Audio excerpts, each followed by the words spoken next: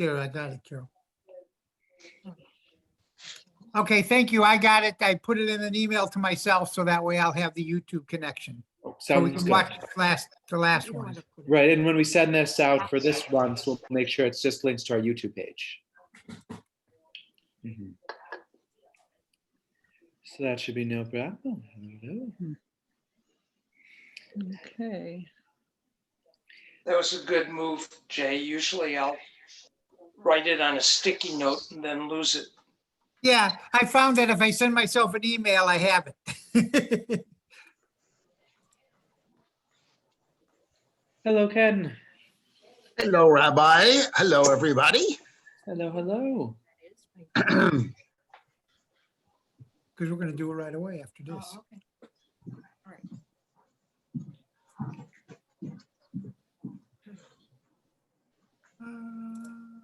Well, good, good. So Lyndon Harvey, I think you've said where that is, where you are. No idea where we are. Where are we, dear? I don't know what you set us No, up that's for. behind us is Qumran. Oh, okay. Ah, Colorado. No, not Colorado. Qumran as in, Israel. in fact, if I move, I think you can Israel. see the caves Yeah, there. the caves. Yes. Ah, The image is actually reversed. If you were there, you would be seeing it exactly The other way. opposite direction. At least that's the way I remember it. I understand. Well, that sounds good. It looks like there's a giant bird for Ken's. yeah. Hey, Cindy, question? Yes. Are you going to be, or have you plans in the work for a intro to Hebrew, first Hebrews 101 or something like that? I know you taught a beginning Hebrew class. That's why I'm trying to determine if you've got something in the works already, or is there some plan for it in the near future? There's nothing planned right now that anybody has talked to me about. I okay. know they had a beginning Hebrew reading over the summer that Marla Friedman taught. Okay. But nobody has talked to me yet about starting another class. So, Okay. I knew you'd done it in the past. That's why I asked. right. And I'd love to do it in the future if we get, students interested. So thanks for asking, Carol. Well, with everything going in the Zoom area these days, I just thought, well, maybe you had something that had been discussed and was in the works that I should think about. Not yet. Not Not yet. yet. Right now, I'm just doing sort of one-on-one tutoring. So, Oh, okay. That's cool. uh-huh. That's Hi, one thing Kenya. nice about Zoom. You can do tutoring remotely without a problem. Oh yeah, my student and I meet on Zoom like every other week, and student I have right now, it's a lot of fun. I'm enjoying it. That's good. So that's a possibility, Carol. Think about that. We can Okay. always work one-on-one. Hi, Oh. Kenya. Hi, Kenya. Hi, Hi, Thomas. Thomas. Hi, Thomas. Thomas. And Hello, Stu. Turners. Hello, everyone. Hello. Good, good. It's good to see everyone. I want to make sure at least I think this is Alan joining us right now. Yeah. Meet Alan. Hello. What keeps moving? More people come on, it keeps moving. Hello, Surabasis. Hello there. How are you? Good. How are you doing? Good. Do we need notes from last time? I forgot. You to do get not them. need notes for last time. Each session can stand independent from every other ones. But so today we're going to be talking about all the preliminary blessings that we would have in a Shabbat service. Well, first we'll talk about the reason why we have preliminary blessings in the first place, but then specifically what we would have on a Friday evening with Kabbalat Shabbats. Will you be singing for us? We will have a song, which we're very fortunate to have Cindy here to sing us a song. Yay. Oh, you're not going to do a solo for us? It was Alan Leese's iPad. I guess that makes sense with the Kathy equals Alan. Hi. Hi, Kathy. Hey, Barb. How you doing? Good. Good to see you. Thank you. Yeah. Good to be Sue here. there. Hello, Sue. Look at that. Let's see who else is here. It's good to see the Turners actually sitting next to each other. Thank you. Thank Okay. you, Harvey. We're virtually next to each other. Yeah, virtually. Right. Let's see. Ah, It's Memorex.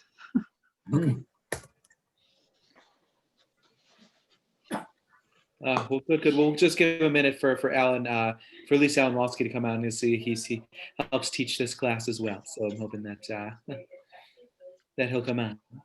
But How's your how was baby- everyone's day? How's your baby doing? Is he He's getting big? doing well. He's adorable. objectively. Has he asked for the car keys yet? They always are. Not the just young yet, lady. but I can't believe he is 7 months already, which is crazy. Which is crazy. Yeah. We'll wait a couple Wow. years and find out if you're saying the same thing. That is true. He will be. He will be. Oh yeah. Good. Yeah, it's cold outside. Better than yesterday. That's true. Yeah.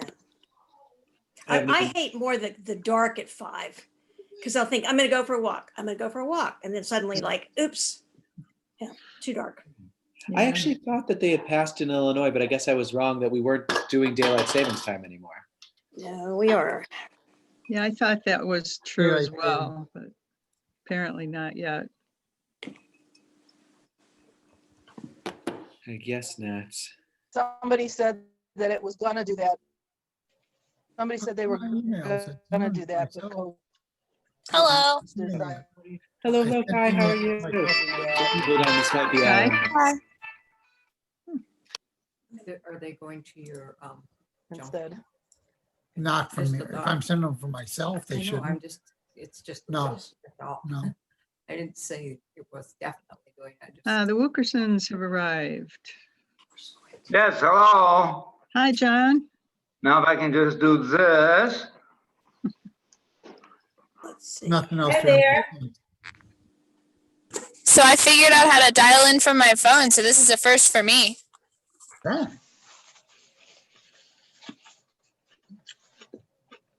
Okay.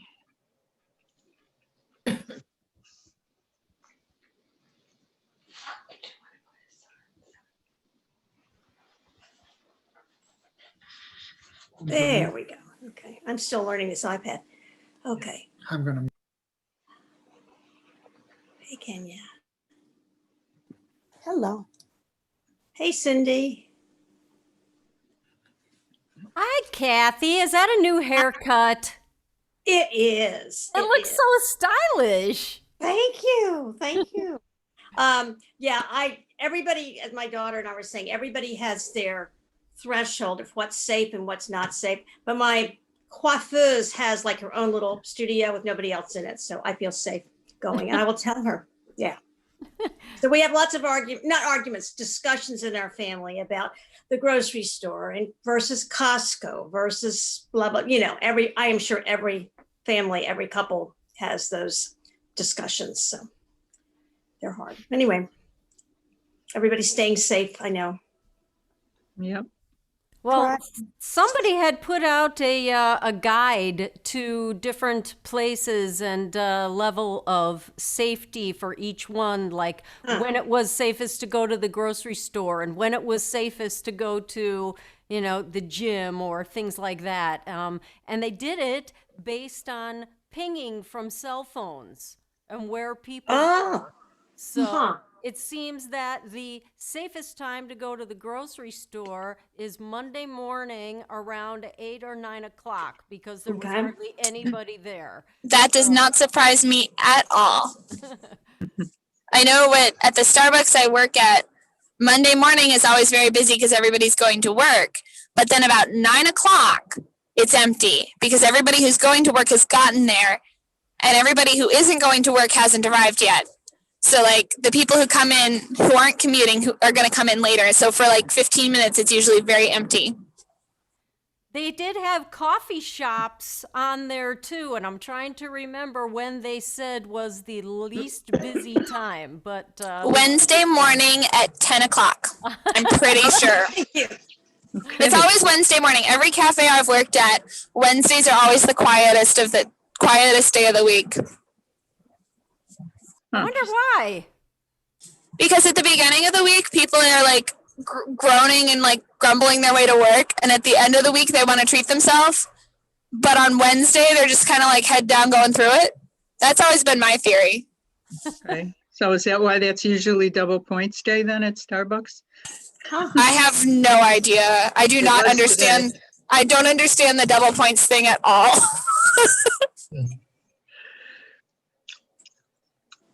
Which And is that Starbucks do you really work? Okay. Oh, I work at one of the stores in Aurora, the one that's on New York Street in Aurora. Oh, okay. It's right near the Planned Parenthood. Okay. Yeah. And does the double points actually encourage people to come in on the Wednesdays? I don't know if the double points are always on Wednesday. As I said, I don't understand double points. I do know that double points, there's always like occasionally I'll get a customer being like, oh, today's double stars day. And then they're like very careful to make sure they're like doing the right thing to get double stars. But since I get all of my drinks and food for free, I do not really understand how that points works. So. Yeah. Okay. I shop at that Mariano's over there, Kai. I should come by and say hi sometime. Not the best day of the week to shop. I'm always there in the afternoons, Wow, except on Saturdays, not on Saturdays. You want to try to fix it? I'm trying to figure out. I was going to tell Rabbi Camel I was not able to get off today, but I found out how to request time off. It just has to be done 3 weeks in advance for Wednesday afternoons in the future. Sorry. He's still on the phone. I wonder if he's talking to Alan. Oh, no worries. I'll email him. Okay. Yes, I am, but I think we're almost ready for him to be on. Yay. Yeah, Carol does the grocery shopping. I have a lot of underlying things, so she doesn't let me go to the grocery store with her. Oh, But good she for goes her. grocery shopping, but she has to go to Caputo's on Tuesdays because Tuesday's is Senior Citizen Day. And, Oh, and that's the day you get a 10% discount. nice. Nice. Ever since I got sick, I've been having the people from Jewel just like deliver the groceries to me, which is nice. Carol's not a senior citizen yet, though, is she? Just you, Jay. I know, You look so young. she's my caregiver. I think you need more than one. Oh, look who's talking. Do you pay her enough? Do you pay her enough? And she's a caregiver. She has Carol's Cafe and Carol's Medical Center. So she sort of takes care of a lot of things. I don't think I can. Wow, she's afford to pay busy. her. Now. I'm very pleased to share with all of you that today, well, like for the last few days, because I have my little cane that I take with me to work now because I'm not so steady on my feet since I got COVID. But the last few days, I really haven't used it at all because I've been feeling a little bit better. Good. Well, Good, that's good, good. Good. Wow. How long have you had COVID, Kai? I got sick July 5th. Oh, God. And then I was like, I was out of work. I was off work, sick at home, like All right. in my bedroom, mostly in my bed for about 2 months. Oh, Wow. All right. And then I went back to work. So yeah. Wow. Hello, everybody. All glad right. you're on the mend. Hi, Yeah. Hi, Alan. Hello, Alan. How you doing? Well, great to see everybody How about here you? today. Thank you so much, everyone, for coming to our second prayer class, which we're very excited to have for you today. And today we're going to talk about preliminary prayers. We're going to talk about what we do to get to pray before we pray. So I wanted to start off with the question, why do we want to pray before we pray? Get ready. Yeah, to get ready. But why do we need to get ready? To get in the mood for it, as opposed to, it's between Friday afternoon into the Shabbos, so you start praying earlier. That's true. Yeah. So it's to get in the mood, to get in a place where we can be or have a spiritual experience. So we have these preliminary prayers that are not really necessarily part of the service. And if anybody has been to either Orthodox or maybe even some conservative congregations, and you go to maybe a Saturday morning service, and they say it starts at 9, and you get there at 9, you won't see people starting to actually come into the sanctuary until like 10:30. You'll be one of the only ones there up until then, because people know you can skip the preliminary prayers if you want to, because they feel that they're coming for the important things, but they might not necessarily be there for the preliminary prayers. In Reformed congregations like ours, the preliminary prayers are usually shortened, and actually kind of come in some ways part of the service. So that's why we pray before we pray, to build up our intention towards prayer. And the word for that intention in Hebrew is kavanah. Has anybody heard that word before, kavanah? Yeah, kavanah is this idea that we want to have an intention on prayer. We want to be able to say it's not that we're just reading the words on the page, but we are actually saying and doing the things that we need to do to get ready for a prayer spiritual experience. Carol, go ahead. So oftentimes when I attend services at Orthodox communities, ultra-Orthodox communities, they are praying so fast that you can't keep up with where they are, because they are so far ahead, and then they've got people coming in, joining the group at various times, and they're starting over with their prayers. How do you become focused when you've got all this distraction going on? So that is a good question, and that is actually that is a tension that we have, especially, it does happen in a lot of Orthodox communities and maybe conservative as well, this tension between what's called keva, or kind of the memorization or rote of the prayers, getting them done, and that kavanah, that intention. And in a lot of the Orthodox ones, although it seems like, it is a lot of kind of organized chaos in a lot of ways, but everyone, they're in some ways professional prayers, because they pray 3 times a day, and they get through things sometimes they get in some communities they'll try and get through things as quickly as possible. It's just a regular weekday night, you want to get through the prayers, but there's a big difference though between some of the Orthodox communities, and actually one of the big differences between kind of the Hasidic Jewish community is the Hasidic community really wants to bring that kavanah or spirit into services. And at least on Shabbat, it's something that they very much try and do with a lot of songs, a lot of singing. Now, Hasidic, like other ultra-Orthodox kind of denominations, is going to have only usually the men singing, but everyone, at least in those services, kind of know where they are at the times that they're praying, so that when they get to the parts that they sing together, everyone can sing together. But it's true, it does seem like organized chaos a lot in some of the more observant denominations. It seems a little weird in an aspect, because I thought the whole thing was you're supposed to say every word. In other words, you're supposed to pray, not just rote memory. You're supposed to be praying. And that we were always told that you're supposed to make sure you pronounce every single word. They don't, it's bleh, and they're done. That said, that they're trying to get every word in there. It's just very quickly.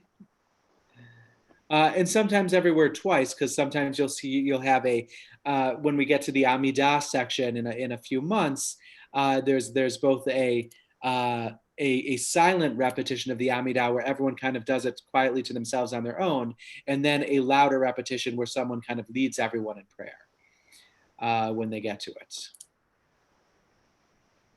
I like the heading in the gates of prayer and all of the preliminary stuff that is titled Welcoming Shabbat. You know, that has more meaning to me than a preamble. I like it as well that it says welcoming Shabbat. And we'll get to that exactly what Kabbalat Shabbat means in just a few moments. But I did just want to go through some of the, if you're at other parts or other times where we're praying, what those preliminary prayers look like. And other than Shabbat, for the weekdays, the only service that usually has preliminary prayers, well, actually, that's not true because the afternoon usually has maybe a couple as well. But the morning service is the one, the Shachrit service, is going to be the one that has these preliminary prayers to get people in the mood. And there are two sections in that preliminary prayer service section. One is called Birchot HaShachar, or the morning blessings. And the next is Pesukei de Zimra. And Pesukei de Zimra just means like songs and poems and psalms, or like kind of joyous things that we sing. And they're filled up of a lot of psalms and different other readings to get people in the mood to pray. All right. I have a question. Yes, Kai. I know you said last week that the Kabbalat tradition does a lot with that welcoming prayers, the preliminary prayers, the prayers before you pray. But I also know that we have, every so often, we have a service on our calendar, like a Friday night service that's just labeled Kabbalat Shabbat. Like we have the Tot Shabbat and we have the other Shabbats and then we have the Kabbalat Shabbat. And I've never quite understood what's the connection there and what makes that particular service a Kabbalat service. So that's a good question. And usually when we refer to Kabbalat Shabbat services on our calendar, it means we're not going to be doing our full Friday night service. It's going to be a shorter one that's really more of our kind of our Kabbalat blessings and prayers that we have. Now we do, and actually I can actually say, because we have our leader of our Kabbalat services here. Cindy, do you want to talk a little bit about what you do for our Kabbalat services? So the purpose of having the Kabbalat service that is separate from the fuller service, first thing is we have it earlier. And I think the idea behind that is that it mirrors a little bit the more traditional way of prayer, where people would come to the synagogue first and say their prayers and then go home and have dinner and Shabbat with their families. So that's one purpose behind having the earlier service. Two, it's shorter because we don't do a full Torah service and we don't do, as many. We try to get the important prayers in, but we make it shorter to try and accommodate for that. Though I will admit, because I'm so into the music, and Marcia will attest to this, because they had dinner reservations one night when I was doing Kabbalat Shabbat, and they didn't quite make it because I just kept going. So, but the idea is that it's a shorter service, not as full, so that you can welcome Shabbat with your community and then go home and celebrate at home. Thank you so much for that explanation. I've been wondering for like 2 years. Yeah. Yes, Me thank you, too. Cindy. Yeah. And definitely, if you can come to a Kabbalat Shabbat service, they are wonderful. But as Cindy said, Kabbalat Shabbat services are in a lot of ways time bound, because they need to happen leading up to Shabbat. Traditionally someone wouldn't be they would be timed for like when the sun is setting, but not yet when the sun has set. But as far as services go, it's relatively a new service, or a new section of a service that we do in the Jewish community. Relatively new still means, a good maybe 400 or 500 years old, but not as old, of course, as the 2,000-year-old prayer services that we have when we get to Shema and its blessings and the Amidah. But why don't we start getting into it? And One thing that I want us to think about while we're going through some of these prayers is that in Hebrew, when we talk about making something holy, making something kadosh, and we know that root because we hear it in our Kaddish, we hear it in our Kiddush, it's a root that we hear a lot. Making something holy is this idea that we make something separate. We separate it out in certain ways. So I think, Alan, you're going to start talking about the candle lighting blessing, and we'll talk about what we're doing when we light those candles. Why is it important for us to light those candles? Frequently, we draw distinctions, and we begin the service, but Kenya said something, or Jay and Carol said, sometimes you go to an Orthodox service and you don't know where you are, when it begins, when it doesn't begin, who's going, who's talking. It's our practice to draw a definite line. This is when you begin. And by lighting the candles and saying the blessing over them, that's where we say in practice, Shabbat begins. At home, if we observe Shabbat by having dinner with our family, we'd be lighting candles at home. As it is, at Eitz Chaim, we do it in the synagogue. Mm-hmm.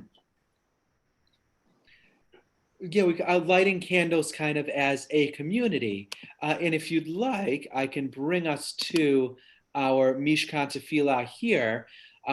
For those of you who, if we have a Mishkan Tefillah at home, if it's from our congregation, I believe this is on page 2 or 3. Oh, thank you. But we have our candle lighting blessing right here. Baruch atah Adonai Eloheinu melech haolam asher kiddishanu b'mitzvotav v'tzivanu lahadlik ner shel Shabbat.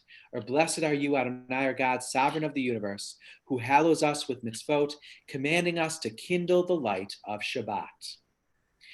So in thinking about this idea of lighting candles, let me ask that question. Why do we light candles?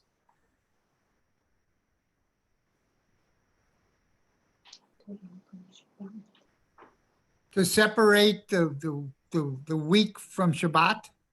Yes, that is exactly right. We want to do something that separates this kind of mundane time, the week, from this holy time.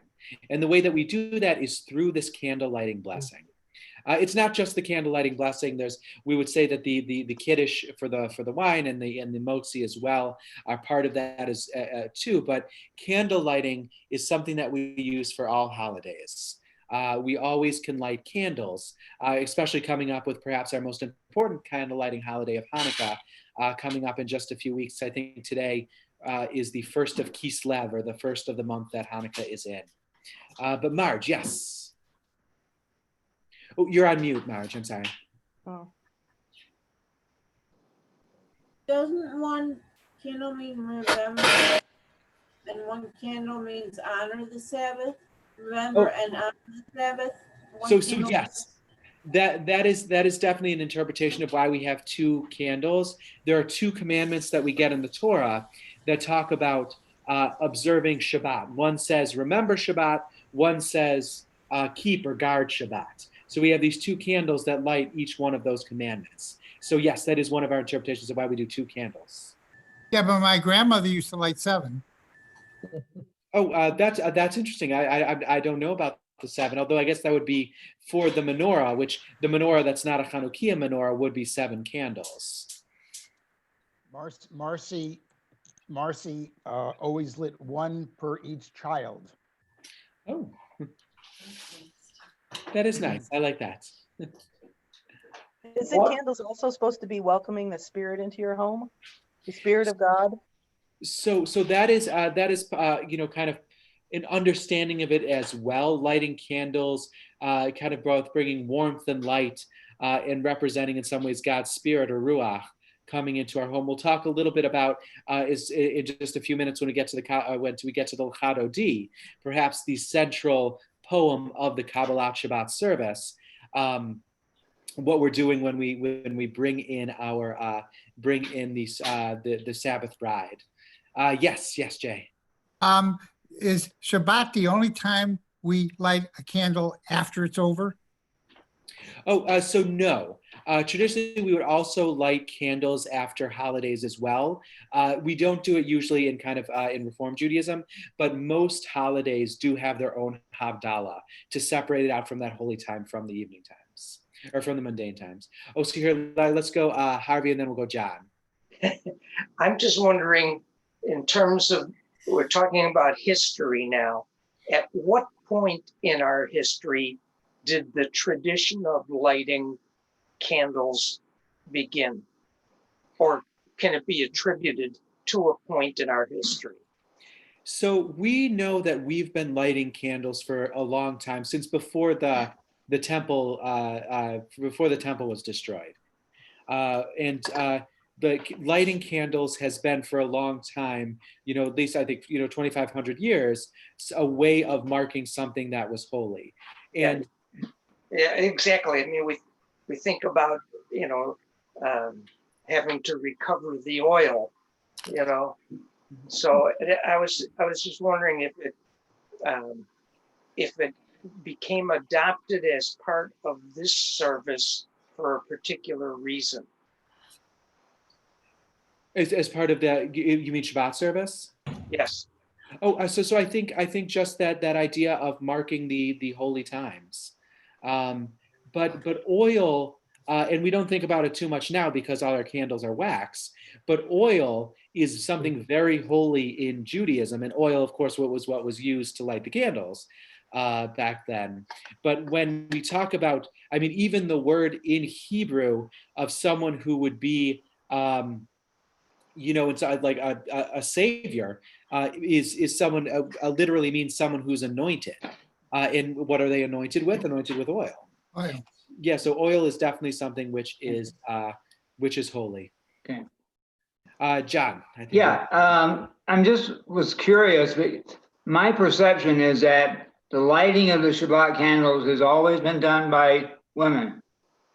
Now, I don't know if that's my perception or if that's the way it has always been. If it has been that way, could you tell me a little bit about why? So traditionally, it has been done by women, the lighting of the candles. It's a good question as to why. I'm trying to think of why. Rebecca, do you know why? That's what I was thinking. But it's a time. Okay, so in my quick rabbi conference that we just had, so in some ways, women are not obligated for time-bound mitzvot, and although in more Orthodox Judaism, in progressive Judaism, we'd say that everyone is obligated for all the commandments. But when it comes to lighting the candles, although that is time bound and you need to do it before Shabbat, it's something that can be done by the women in the house as a way of performing a commandment. So, but it's in progressive Judaism, it's whoever is able to light the candles, happy to do that. Okay, thank you. No problem. But if you definitely think about the Sabbath prayer song and Fiddler on the Roof, it's it's Golda that usually is lighting the candles, depending on what production you've seen it in. If it's a high school production, how many Jews they have in it. I went to one. I don't think there were any Jews at that school, and they had some Hebrew words on their sets, but everything was backwards because they wrote it the wrong way. So, but anyway, sorry, that is an aside. Why don't we actually, if it's all right, I am going to just, I will take us back to what we do in Kabbalat Shabbat. But Cindy, since I don't want to take up too much of your time, because I think I said it was around 7:30 we wanted you to sing, I'm going to go over to Dodi. So here is just in what I'm sharing the screen with you is usually what we would start off our services with, starting off with that Lecha Dodi. We usually do the Kiddush after the services, but or not with Lecha Dodi, sorry, the candlelighting blessing. The Kiddush after the services, as well as the Hamotzi. We have some readings, and then we get to the Shabbat, some Shabbat songs. Usually we would do one of or two of these Shabbat songs to get us in the mood for praying. But the actual Kabbalat Shabbat service is a collection of psalms and poems. And we're going to go to kind of the central poem that we have in the Kabbalat Shabbat service, which is Lecha Dodi. Lecha Dodi, if you're following along at home, I know. Oh wait, no, maybe I don't know. Oh, what page it's on? 20? I think it's on page 20. But here we are, Lecha Dodi, and we'll point out some of the things that we have in this poem in a little bit. This, again, relatively new, just a few hundred years old, this song. But Cindy, would you like to sing us the Lecha Dodi? So the melody that I'm going to be singing is the one that we would probably say is the Mi Sinai tune. As everybody knows, the traditional tune, or when they say Mi Sinai, we usually say it's the one that's been around since Sinai. So this one, I think, falls into that category. It's actually a Sephardic tune, and it hasn't been attributed to anybody that I know of. It's just considered the Sephardic melody. So Rabbi wanted us to do verses 1, 5, and 9. Is there a reason you chose those particular verses, Rabbi? So it's a good question. It's usually, so 9 is definitely perhaps the most important, because that's when we rise and welcome the Sabbath bride.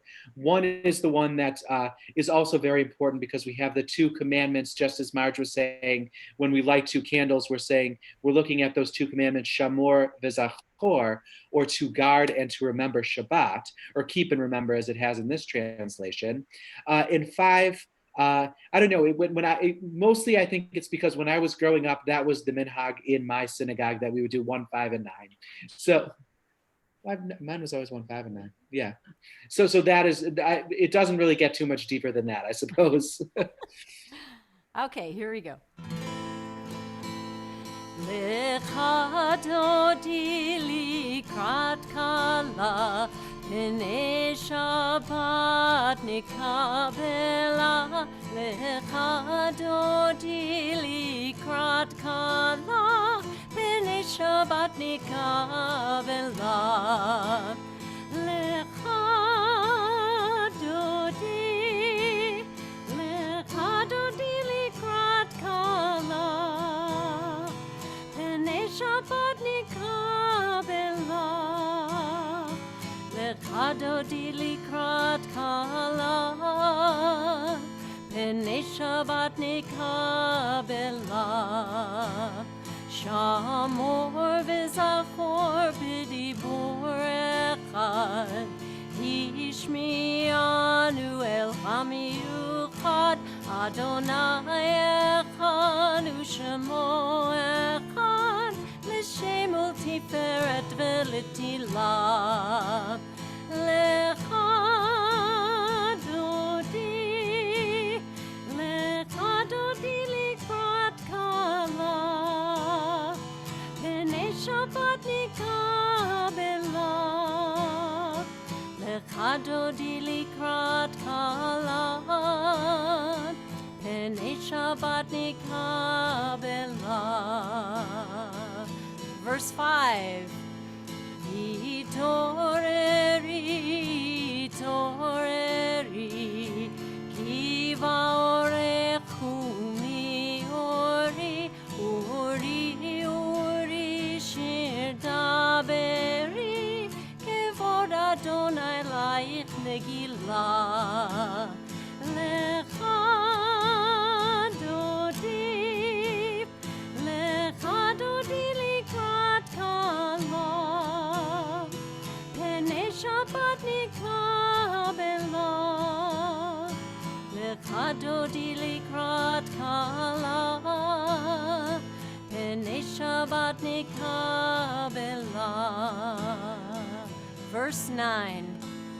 Boi v'shalom ateret bala, gam b'simcha u'v'tzochola, toch emunei am segula, boi chala, lecha Dodi, likrat kala, penei Shabbat nikabela, lecha Dodi likrat kala, penei Shabbat nikabela. Thank you so much for coming and singing that so beautifully, Cindy. That really was wonderful. So yes, yeah, I think we can give a good round of applause. Oh, always good. Wonderful. So thank you so much. So that is our Lecha Dodi poem. This was written in the 16th century, and we actually know. I mean, we know who it was written by because we just know who it was written by. But the person who wrote it actually signed it in the poem. Because as we can see, it's a poem with 9 stanzas, and the first letter of each stanza actually spells out the name of the author of this poem. So starting with the shin and then the lamed and the mem and the hey, we have his first name Shlomo, and then with the hey, lamed, vav, and yod, we have Halevi. Shlomo Halevi is the name of the author of this poem. Written again, in kind of the middle of the 16th century, has been one that we've really been singing kind of ever since. And it's a big part of our Kabbalat Shabbat service, one where we welcome the Sabbath bride.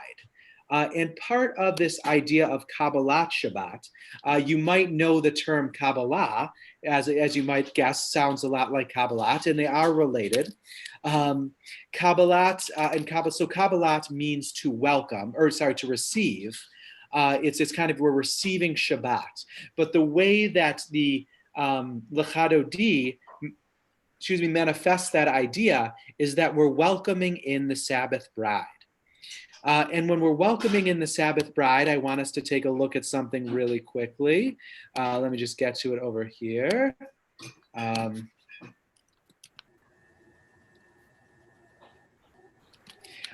Something you might have seen if you're taking the Kabbalah class.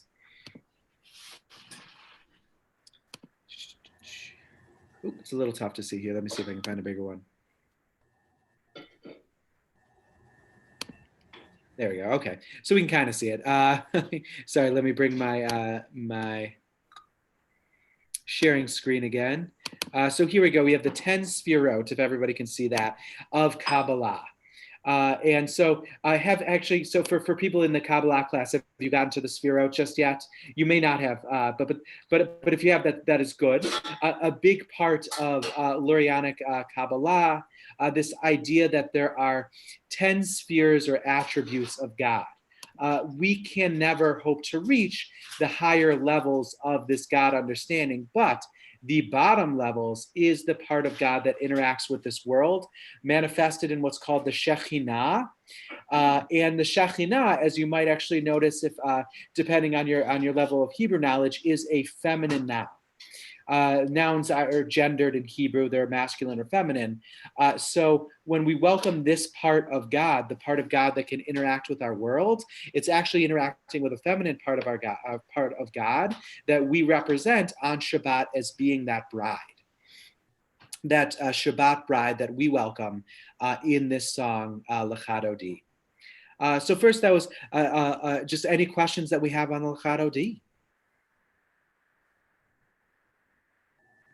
Oh, yes, Cindy, please. So in my service planning with some rabbis, when we're going to do this particular prayer, there are some of the verses that Reform rabbis sort of steer away from. Do you want to talk about that a little bit? Yes. So another reason why in my synagogue growing up, it was always 1, 5, and 9, is that there's a lot of talk about welcoming the Messiah as well. that in Reform and Conservative Judaism is not necessarily something that we're looking to do. And in a lot of our liturgy, although in Conservative Judaism, it's usually not taken out of the Hebrew, it's kind of just translated differently. In Reform Judaism, it was kind of taken out of the Hebrew, this idea of trying to call for a Messiah to come. So a lot of the reason why we, some of the verses that we skip are verses that are more heavy or play more heavy on that idea. So yes, good question. So any other Lecha Dodi questions? One thing that we didn't do this time, but what we do when we're singing it on Shabbat is when we get to that last verse, we welcome the Sabbath bride, we stand up and turn towards the door as we welcome the Sabbath bride, just as we would if we were at a wedding and welcoming the bride to come in during the processional. Oh, and Carol, it looked like you had your hand up. Oh, gotcha. All right. Well, excellent. Lecha Dodi, definitely a beautiful song that we have in lots of different wonderful tunes, although the one we heard was really beautiful. So thank you so much, Cindy. All right, so now we're just going to go a little bit further back. Here we go, back in the Mishkan Tefillah to go over some of these psalms that we say for Kabbalat Shabbat. As you can see, the Psalms that we say are Psalms 95 through 99, and then the Psalm 29 before Lecha Dodi. And let's just take a look at some of these Psalms so that we can see kind of what it is that we're trying to get at for these Psalms. One of the things that we can see when we're looking at preliminary prayers is what those preliminary prayers say and the mood that we're supposed to be developing, or the feelings that we're supposed to have when we get to the larger prayer service. So just looking at this first one, L'chuna Ranana, or come, let us sing joyously to Adonai, raise a shout for our rock and deliverer. Let us come into God's presence with praise. Let us raise a shout for God in song. For Adonai is a great God, the great ruler of all divine beings. And then if we go, that was 95, if we go to 96, Shiru Adonai Shir Chadash, which means sing to Adonai a new song, sing to Adonai all the earth, sing to Adonai, bless God's name, proclaim God's victory day after day, tell of God's glory among the nations, God's wondrous deeds among all peoples, for Adonai is great and much acclaimed. God is held in awe by all divine beings. All the gods of the peoples are mere idols, but Adonai made the heavens. Glory and majesty are before God. Strength and splendor are in God's temple. And in Psalm 97, Adonai Malach Tagel Haaretz, we have Adonai is sovereign, let the earth exalt, the many islands rejoice, dense clouds are around God, righteousness and justice are the base of God's throne.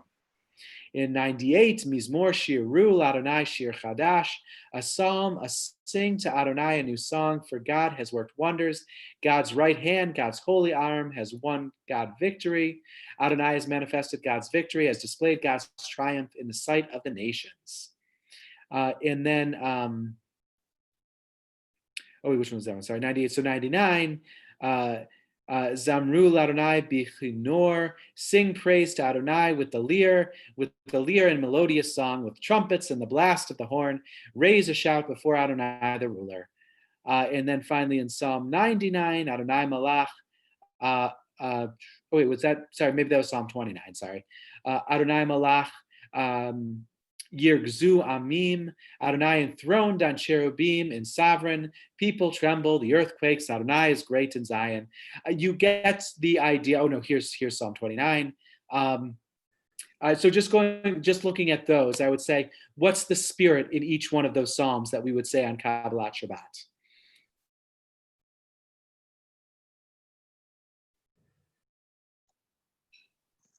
They're not really a prayer to God, but they're about God. They're definitely prayers about God. That is true. They're also encouraging us to sing. Sing. There's a lot of singing. Yes, definitely a lot of singing. But what emotion would you say that those psalms would want us to be? Joyful. Joyful. Yeah, cool. joyful. I think that's a big part of this Kabbalat Shabbat, and a big part of our understanding of the holiday of Shabbat is that we need to become joyful. So the preliminary prayers in this service for Kabbalat Shabbat are ones that try and make us joyful. Cindy, I'm sure you know different songs for those different psalms that we do on Shabbat, but they're not the Jewish music can sometimes be pretty somber. Those ones are usually pretty upbeat. They're ones that are trying to get us to be happy, try to get us joyful for the holiday of Shabbat. So do you think Can I that's? ask Oh, Can I sorry. ask a question for you? Of So, course. of these psalms that you're doing, we have a choice of any of those. Is that correct? So do? Yes, we have a choice to do any of them or none of them, because Kabbalat Shabbat is not necessary. It's like some of the prayers that we get to when we get to the actual service of Shabbat, we're required to do. We're not required to do any of the Kabbalat Shabbat, but it's a way to get us in the mood for Shabbat. Okay, so is there two questions? One is, do any of those psalms have, like, how would you pick one psalm over another? And then the Lecha Dodi, is that always done then? And we always like leading up to? So it's a good question, and it depends on the congregation. For more observant congregations that are going to do Kabbalat Shabbat, they're most likely going to do the full Kabbalat Shabbat and do all the psalms. For a congregation like ours that might just do a couple, then we'll just pick what we're feeling for that evening. But a lot of the times, the Lecha Dodi, if we're going to do one of those one of those poems or psalms, is one that we'll choose because it's just so central to this service or section of the service. I have a question. Yes, Marge. If we're having come in the seventh bride, then who's the groom? So Israel is the groom. Okay. And yeah, Israel, as in the Jewish people, are the groom in that sense. That we're welcoming everyone it's an imagery that we are committing and welcoming and marrying Shabbat, which in that case is God's presence on this earth. That Shekhinah, that's able to interact with our world. That's interesting. Mm-hmm. Yeah, it's very mystical, Kabbalat Shabbat, as it's coming from the Kabbalists. It's definitely it's a more mystical set of psalms and poems than we might get at other places. All right. Oh yes, Carol. I was reading the, I guess, commentary at the bottom of page 12, and it was indicating that these 6 psalms each represents a different day of the creation. Each day is a separate day of creation. That is a great understanding of these psalms. The number 7, of course, is very holy because it represents the week. Shabbat, of course, being the 7th day. So each one leading up to those or to that day of Shabbat. So I guess if we would really focused on what was being said, we might be able to map that back to what was being said in the Exodus, not Exodus, in the Genesis, as far as each day something different happened. And therefore we're talking about praising God from the standpoint of each day represented a different creation. Right. Yeah, we have different things, of course, created on different days, but in each time, there's going to be that praising of God. And that is, something that we have in that Kabbalat Shabbat service, about which all these psalms, or the 6 psalms that we do before Lecha Dodi, can represent the 6 days of the week. Mm-hmm. So, that sounds good. Thank you for that, Carol. Oh, happiness. It is. All right. Good. So any other questions that we have on on those psalms, because then we can get to, just like we have in the Shema and its blessings, which we'll get to next month, we have kind of the central part and things before it and things after it. So just like that with Kabbalat Shabbat, we have the central part being Lecha Dodi, the psalms before it, but we also have some things that we do after it. So let's see. So here in Lecha Dodi, and then, 26, oh, I'm sorry, Alan. page 26. Oh, thank you. Yes, on page 26, and I'll bring it up for us in our preview here of the Mishkan, Tefillah. We have another psalm now, Psalm 92. Psalm 92 is one that is the Shabbat psalm, as it says in it, Shir Yom HaShabbat, or sing a song of Shabbat. So it's one that we do now that we're getting to those 6 days that you were talking about. Then we have Lecha Dodi, and then the Psalm of Shabbat. And here we can even go through the translation here. A psalm, a song for Shabbat. It is good to praise Adonai, to sing hymns to your name, O Most High, to proclaim your steadfast love at daybreak, your faithfulness each night, with the 10-stringed harp, with voice and lyre together. You have gladdened me by your deeds, Adonai. I shout for joy at your handiwork. How great are your works, Adonai, how very subtle your designs. A brute cannot know, a fool cannot understand this. The righteous bloom like a date palm. They thrive like cedar in Lebanon, planted in the house of Adonai. They flourish in the courts of our God. In old age, they still produce fruit. They are full of sap and freshness, attesting that Adonai is upright, my rock, and where there is no wrong. So that's just a quick translation of Psalm 92. But before we get to the next song and then Shalom Aleichem, I do want to ask a question about what we know, at least traditionally, what's something that's not done on Shabbat that's in the Shabbat psalm. And I'll give you a hint. It's something that we don't care at all about in Reform Judaism, because we want to make sure. Yes, Ken. Playing a lyre. We're not supposed to play an instrument. Exactly. We're not supposed to strum. It's so it talks about that. It plays a harp. We play the lyre. It talks about these instruments that we are playing on Shabbat. This is the Shabbat psalm that traditionally we do not play the instruments on Shabbat. Now, technically, you can play an instrument. You can't tune it. So that is the way some people are able to, in more observant denominations, might say that they can still play instruments, because the tuning of it is actually what would be considered work. However, playing instruments, and even the most ultra-Orthodox would agree with this, if the temple was rebuilt, playing instruments in them on Shabbat is okay. But because we don't have the temple, then we wouldn't play instruments. That was something that came from the kind of more rabbinic literature about what this idea of work is on Shabbat. But if it's in the temple, then playing instruments would be okay.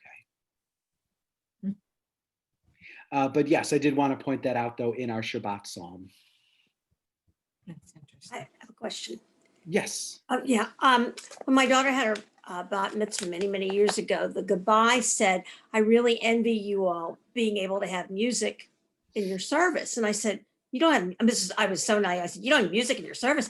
And I was thinking of sing a joyful song unto the Lord. She said, "We can't have even a guitar, because what if the string broke?" Yes. And I thought, really? This is why I'm Reformed. But it doesn't make any sense to me. I mean, it seems like you could have a piano. What's going to break? Does that make sense? Piano's not work. So it's true that, I think it would be argued with this idea that people could interpret it, even if you're positive, even if you're Yitzhak Perlman, who, even if a string breaks, he can transpose everything in his head and his violin, that it doesn't matter. Even if you're him, that it still could lead to people understanding that we can play instruments on Shabbat. So it's better just to not do it. However, especially in Hasidic communities, though, and again, only men singing, but the spirit of the singing and the voice coming together is something that is that people can do. And you may have noticed if you've been to more Orthodox services, there's a lot of and it's a good question. When does it become an instrument? Because there's a lot of siddur clapping and kind of playing the drums sort of on the siddur that you have, or the seat or the podium or whatever it might be. So again, you might say, isn't that really an instrument? I don't know. Yeah. But playing an instrument is a gift. Being able to play an instrument is a gift from God. I think that's that can be true. Yeah, definitely having that talent. And then of course a lot of practice, of course, that we need to make ourselves. But yes, I agree. That sounds good, Jay. Yeah, I would say that anybody who has learned to play an instrument understands how much work it is. And I always wondered why they called it playing an instrument and not working an instrument. That is a good question, Cindy. It's a lot of work. In Swahili, when I was studying Swahili, I learned that the word for to play as in an instrument and to dance are the same word. And it's the same word to play and to dance. And I thought there was something else, but I'm remembering, no, it was different. Never mind. I like that, though. I think it was that the word for drum was the same as the word for something else, but I forget what that was. Well, no, I like that. Thank you, Kai. Maybe the difference is that if you play professionally, that's your job during the week, then you shouldn't be playing on Shabbat. But if it's just something that makes you feel good and you just play to play, then that's a different issue. So you raise actually up a really good point, Jay, and I think what sometimes we fall into a trap of what we think Shabbat should look like, because that's our separating it out, but that could look very different to someone else. So we say that we dress up on Shabbat as a way of separating it out. But what if someone who has to dress up every day, what if they want to wear something much more comfortable? That's their separating it out. I'm okay with that. But I think you hit on something there, Jay, this idea of what it means that there's also a personal way of understanding what a separate day would look like. So I do want to go over one more quick thing, and then I'm going to turn it over to Alan to take a look at the Chatzi Kaddish. But just want a quick, one other thing that we do on Kabbalat Shabbat, after Psalm 92 and 93, the Shabbat Psalms, we sing this song usually, Shalom Aleichem, or peace be unto you. Shalom Aleichem, definitely a big thing that's said in Hebrew, also said in Arabic as Salam Alaikum, but it's really the same thing that we're saying is we're saying peace be on you, and the plural on you, so it's saying that to everybody. But let's take a look at this translation here. Peace be to you, O ministering angels, messengers of the Most High, majesty of majesties, Holy One of blessing. Enter in peace, O messengers of peace, angels of the Most High, majesty of majesties, Holy One of blessing. Bless me with peace, bless me with peace, O messengers of peace, angels of the Most High, majesty of majesties, Holy One of blessing, and depart in peace, O messengers of peace, angels of the Most High, majesty of majesties, Holy One of blessing. So just some reactions to this song that we sing on towards the end of our Kabbalat Shabbat section of the service.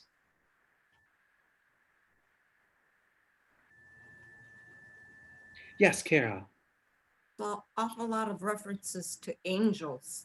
We definitely talk a lot about angels. It's true. We don't talk a lot about angels, and exactly what the Kabbalists did speak a little bit more about angels, and some of our choreography that we do during the service has to do with angels that we'll get to when we get to the Amidah. But something you may have seen where people will take 3 steps forward, bow to the left, bow to the right, and then bow forward. And that's supposed to be a bowing to the angels on the left, bowing to the angels to the right, and then God, of course, the one that's in front of us. But yeah, so we see this idea of angels here in this song. On the bottom of this page, it makes reference,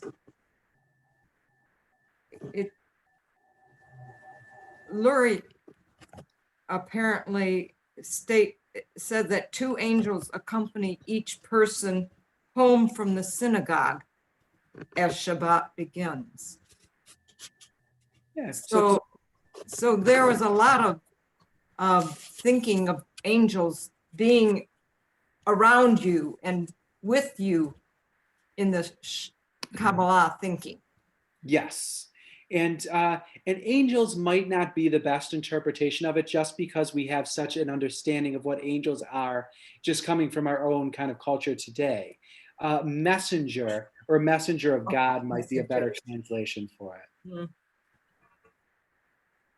Well, we talked about possible angels or messengers in the Torah study last week.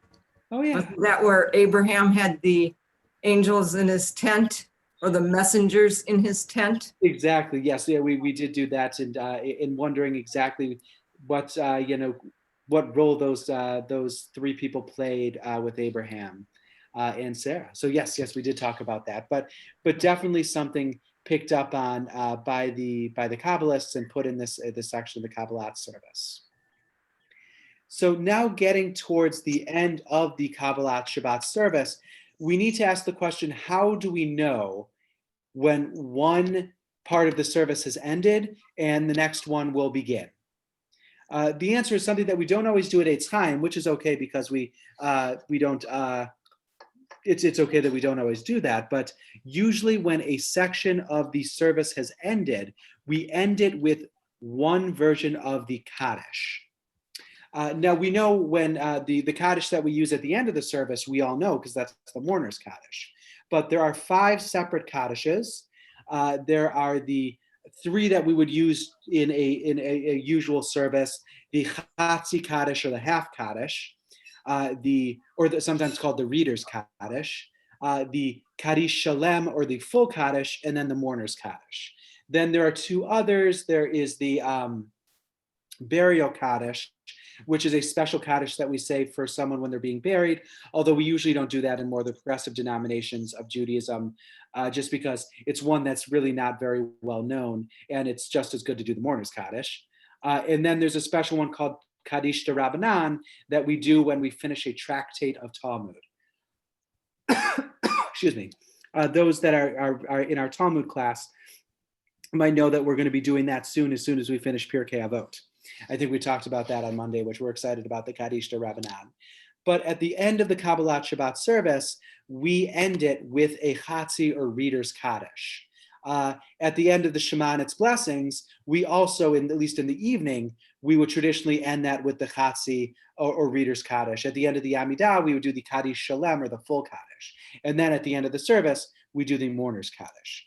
So all these sections of the services have a marker that says, this is the end. And I'm going to turn it over to Alan, who has some good things to say about our Kaddish. I want to, just as Rabbi Camel said, there are parts of the service that are punctuation marks. And so I want to draw your attention to 2 such punctuation marks.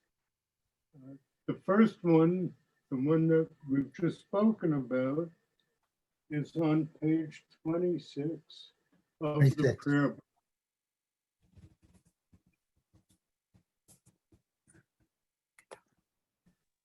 And perhaps you can say it with me. Some of these words may sound familiar to you, but if we go, please bring the page down a little bit. Nope, up a little bit.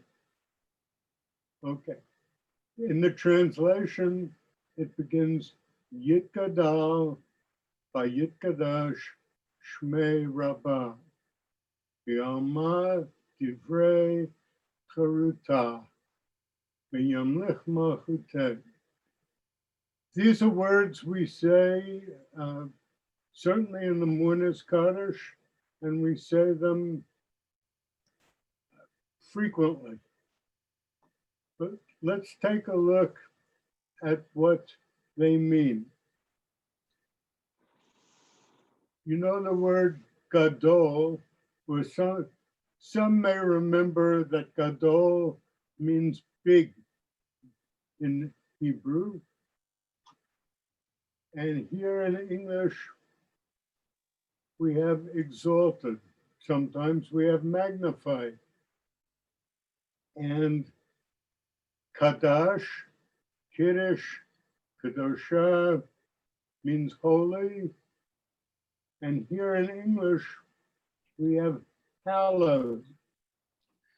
Can I just point something out really quickly, Alan? Sure. Although there's definitely a lot of similar things in the Hebrew, the Kaddish is actually, or technically, in Aramaic. Yes. Go. Yes. The two languages are in this. Yes, it's Aramaic, but since some of us have a dim appreciation, like me, of Hebrew, and we know that in Hebrew, Gadol is big, and Kaddish, Kiddush, Kedusha, all have the same roots. For the minute, no, just say, fine, it's an Aramaic. The tip for spotting Aramaic is when you have a lot of guttural cha, before and after, you're probably speaking Aramaic. And if you want to imagine the present day, imagine Spanish and Italian. They're in the same language groups. You can sort of barely see similarities, but they're different languages. Anyway, exalted and hallowed be God's great name. Does any of that ring a bell?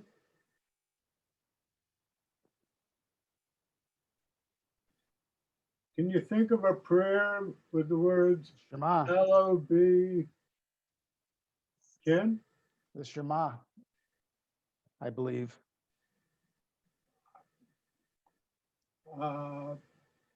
Please go on. Well,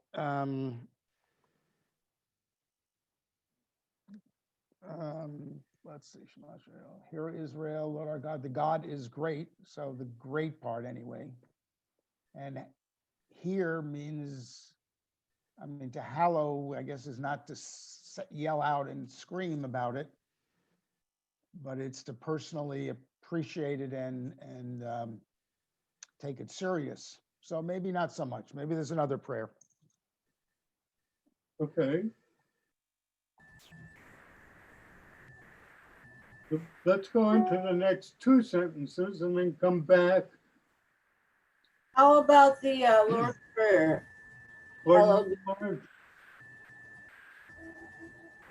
How about the Lord's Prayer?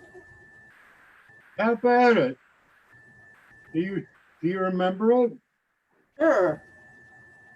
Our Father who art in heaven, hallowed be thy name. That's the Christian. Yeah. And do you want to continue with it? Thy kingdom come, thy will be done on earth as it is in heaven. Oops. Slow down. You're like one of those Orthodox people rattle it off. Thy kingdom come, thy will be done on earth as it is in heaven. All right, let's go. May God's majesty be revealed in the days of our lifetime. Does that match thy kingdom come? Yeah.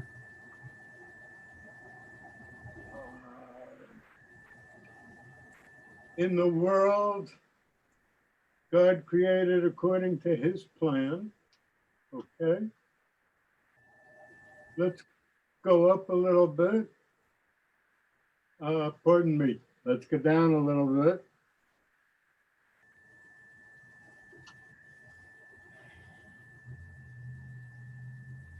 Notice, when is this going to happen? When do we want it to happen?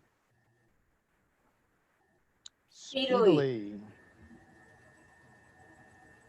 Now. Soon. Well, the older you are, the sooner you want it to happen. Because the prayer asked for in the days of our lifetime.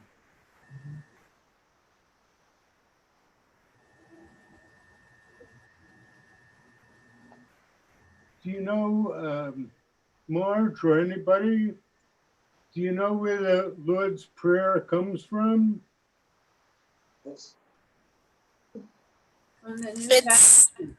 It's in one of the Gospels, I think, maybe more than one, I forget.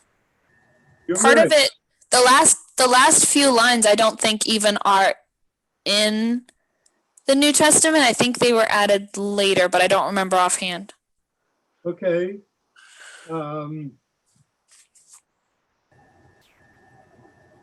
Matthew says to Jesus, give us a prayer. And Jesus says, our Father, who art in heaven, hallowed be his name. Thy kingdom come, thy will be done on earth as it is in heaven. And then he goes on to say, and give us this day our daily bread, and forgive us for our trespasses. And here we've got something that begins the same way that the Lord's Prayer begins. An accident? No, they were Jews. Not an accident. Well, Jesus was a Jew, and he was well schooled in the Hebrew literature, and he would have drawn from this, I'm sure. So this is an oldie. The beginning of the Kaddish is not a new prayer.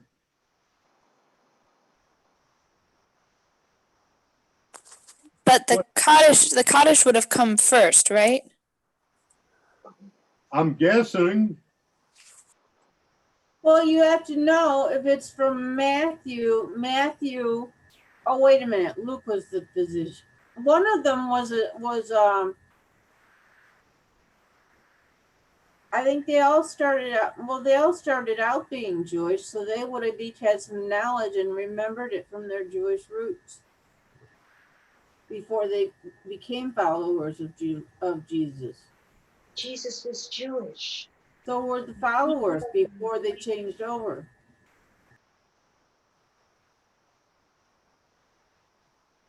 I think it's held that all of the disciples were Jewish, and it was St. Paul who decided to preach to the Gentiles.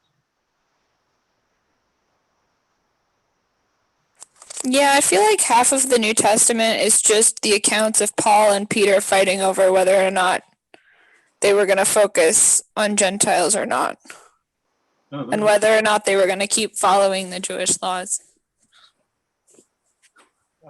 Agreed. So let's read the rest of the Kaddish.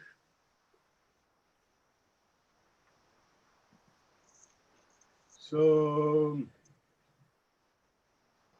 what does Amen mean? So be it. Give that man a cigar. I don't smoke. But I'll accept it. Give it to Aaron. He doesn't smoke either. Okay. Um, what is blessed be God's great name?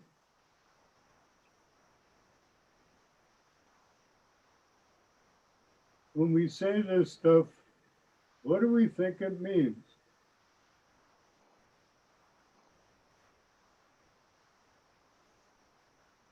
The statement of adoration, right? Pardon me, Marge? It's a statement of adoration.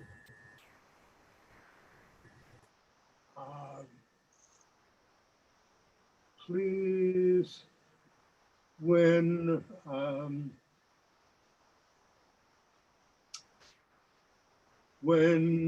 somebody says you've been blessed with good health, what's that mean?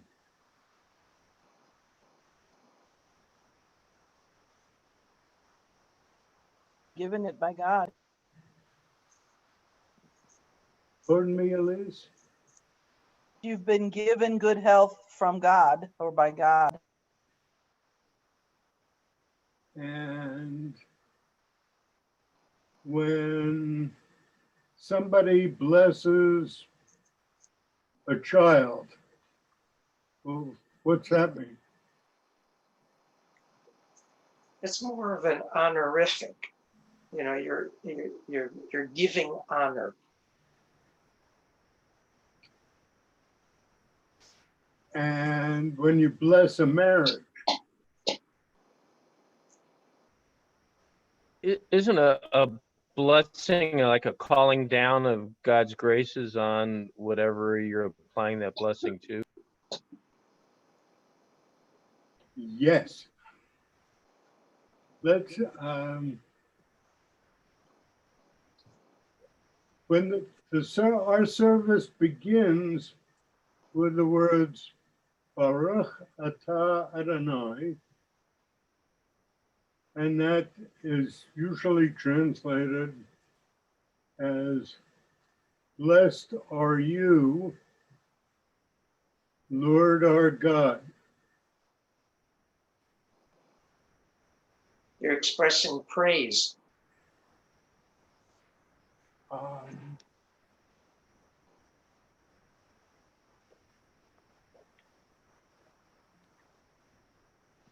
Okay, please elaborate. What is God being praised for? Yeah, recognizing His universality. is it universality? No, I think it's a recognizing of being this exalted one.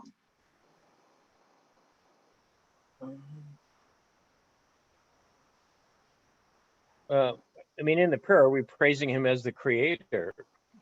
Are we not? Or praising him Okay. for giving us life and giving us all that we have around us? That he's the creator of all. Let's flip back to page 2 in the prayer book and see what it says. Sorry, which what was on page 2? The candlelighting blessing? Yeah. Okay, sounds good. Thank you. This one is just the larger one, so the page numbers are a little different.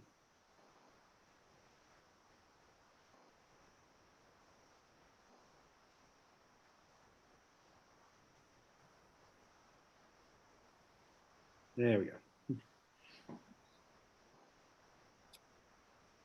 Okay. This begins with a standard formula too.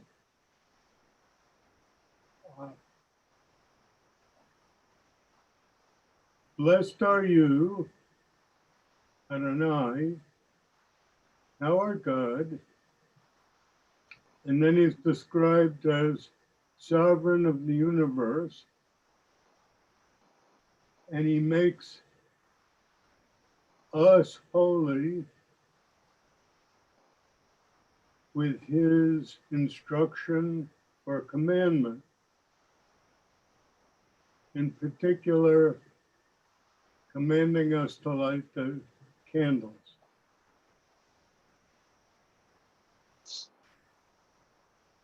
John just suggested that blessed means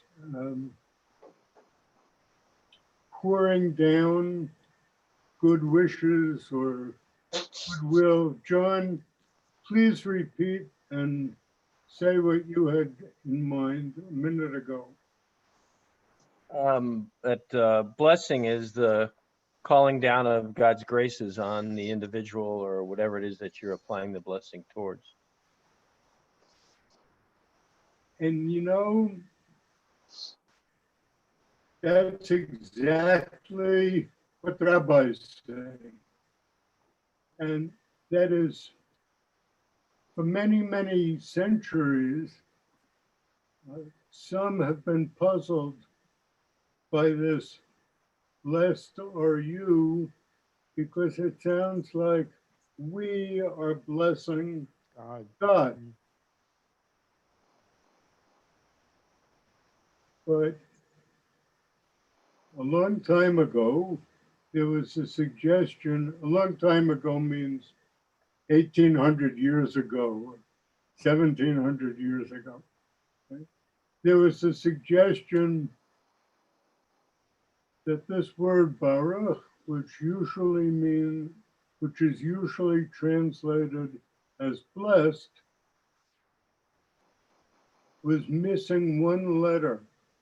And if you inserted that one letter, you got the word for pool that pours down water. And so the idea was that the standard formula, blessed are you, might better be translated as you who pour down, you who are the source of good things for us. Adonai, our God, Master of the universe, who hallows us with this particular direction. And so I'm bringing this up because this is the formula for lots and lots of what we say. When we talked last time, we were talking about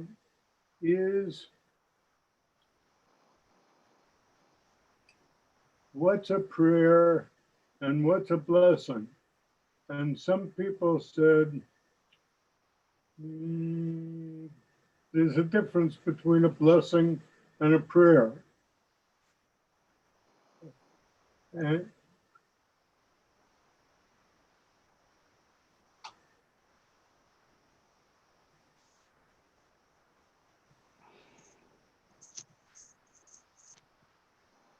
Alan, I think you may have froze.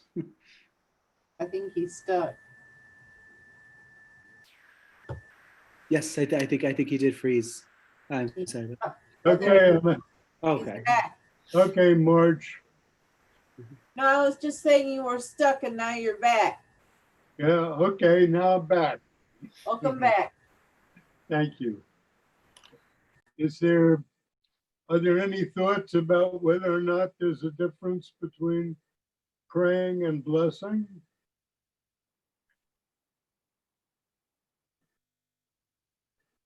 Well, I always think of prayer as a conversation or communication with God, a way of joining our thoughts and feelings with God's, or better understanding God's will and God's presence.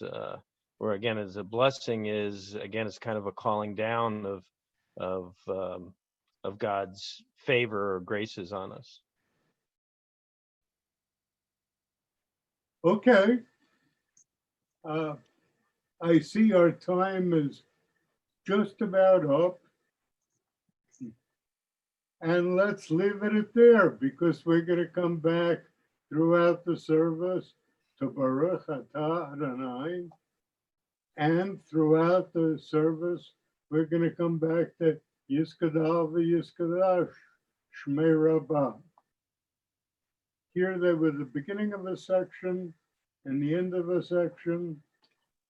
And next time we'll get to a new section in the service. See you then. Yes, so looking forward to it. Thank you so much for everyone coming today. We'll have the recording up hopefully in the next couple of days. Thank you for Cindy for coming and singing our wonderful Echad Dodi. And next time we get to a Kabbalat Shabbat service, which you can come right on Friday night, we know that how to get into the mood of prayer during that, or get in the mood for Shabbat during Kabbalat Shabbat is to be nice and joyful and good, and to do acrostic poems with writing our own names in them if we want to. Yeah. And thanks to Cindy for making it real. Thank you, Thank- Cindy. Thank you. Thank you. Thank you, Rabbi. Thank you. Have a good day, everyone. Thank you. Everyone. Good night, everyone. Happy Bye-bye. Thanksgiving. Have a Oh, good yeah, week. happy Thanksgiving to everybody. Be safe. Happy Happy Thanksgiving. Happy Thanksgiving, yes.